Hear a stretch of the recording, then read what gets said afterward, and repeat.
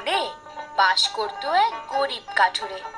কাঠ বেচে তার সংসার চলতো। একদিন কাঠুরে নদীর ধারে কাঠ কাটছিল। হঠাৎ কুড়ালটি পড়ে গেল নদীতে। নদীতে ছিল অনেক স্রোত ও কুমিরের ভয়। ভয়ে সে নদীতে নামতে পারল না। কুড়াল কেনার টাকাও ছিল না, তাই মনের দুঃখে সে কাঁদতে লাগলো। এভাবে কিছুক্ষণ কেটে গেল।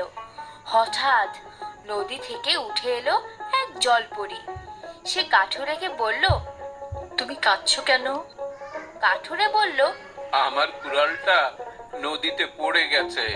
জলপরী বলল, তুমি কেঁদো না, আমি দেখছি। জলপরী নদীতে ডুব দিল।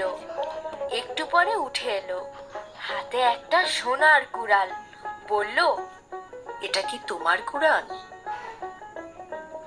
কাঠুরিয়া ভালো করে দেখে বলল, না, এটা আমার না। জলপরী আবার পানিতে ডুব দিল, নিয়ে এলো রূপোর কুড়াল। বলল, এটা কি তোমার? কাঠুরিয়া দেখে বলল, এটাও আমার না।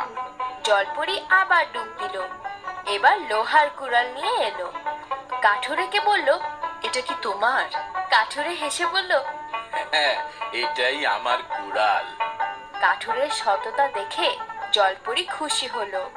সে তাকে লোহার কুড়ালটা দিল আর উপহার হিসেবে দিল সোনা ও রূপোর কুড়াল। তারপর সে পানিতে মিলিয়ে গেল। সোনা ও রূপোর কুড়াল বেচে কাঠুরে অনেক টাকা পেল। তার দিন কাটতে লাগলো সুখে। এ ঘটনা শুনে এক লোভী কাঠুরে এলো নদীর ধারে। কাঠ কাটতে লাগলো। ইচ্ছে করেই কুড়ালটি ফেলে দিল নদীতে। তারপর মিছিমিছি কাটতে লাগলো। এবার উঠে এলো জলপরী। সব শুনে নিয়ে এলো সোনার কুড়াল। বলল, এটা কি তোমার? কাঠুরে বলল, হ্যাঁ, এটাই আমার কুড়াল। শুনে জলপরী খুব রাগ হলো। টুপ করে নদীতে ডুব দিল, আর এলো না। সন্ধ্যা নামলো। লোভী কাঠুরে অনেকক্ষণ বসে থাকলো। মনের দুঃখে বলল, লোভ করে নিজের কুড়ালটাও হারালাম।